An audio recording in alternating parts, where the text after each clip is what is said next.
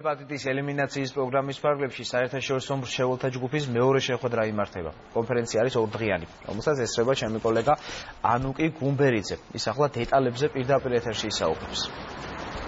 საერთაშორისო მრჩეველთა ჯგუფმა ჰეპატიტის ელიმინაციის პროგრამის პირველი ფაზის მიმდინარეობა შეაფასა და კონკრეტული მიღწეული შედეგები შეაჯამა. შეხვედრის მონაწილეები მსჯელობენ პრიორიტეტულ მიმართულებებზე 2 წლის განმავლობაში გაიწერება სამოქმედო გეგმა, თუ რა უნდა გაკეთდეს იმისთვის, რომ აღნიშნული პროგრამა უფრო დაიხვეწოს და ეფექტური გახდეს და როგორ უნდა გააგრძელოს სახელმწიფომ ჰეპატიტის წინააღმდეგ ბრძოლა. საერთაშორისო მრჩეველთა ჯგუფი 11 ექსპერტისგან შედგება. დღევანდელ შეხვედრას ჯანდაცვის მინისტრი დავით სერგეენკო და საქართველოში ამერიკის Ian Kelly ესწრებოდნენ. მოხარული ვარ, რომ დღევანდელ ღონისძიებაში მივიღე მონაწილეობა. ეს არის ძალიან მნიშვნელოვანი პროექტი, რომელიც ძალიან ბევრ ადამიანს დაეხმარება. ეს არის ამერიკის და საქართველოს მთავრობების თანამშრომლობის შედეგი.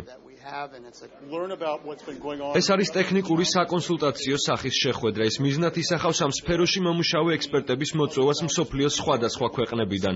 ეს უპრეცედენტო პროგრამა მნიშვნელოვანია მათთვისაც. პროექტი გაგრძელდება იქამდე, სანამ ბოლო პაციენტი არ მიიღებს მკურნალობას. ჩვენ მოგვეცა შესაძლებლობა, რომ ჩართულობის კრიტერიუმი საერთოდ მოგვეხსნა და ნებისმიერს, ვინც გაივლის შესაბამის კვლევებს, მიიღოს ეს მკურნალობა.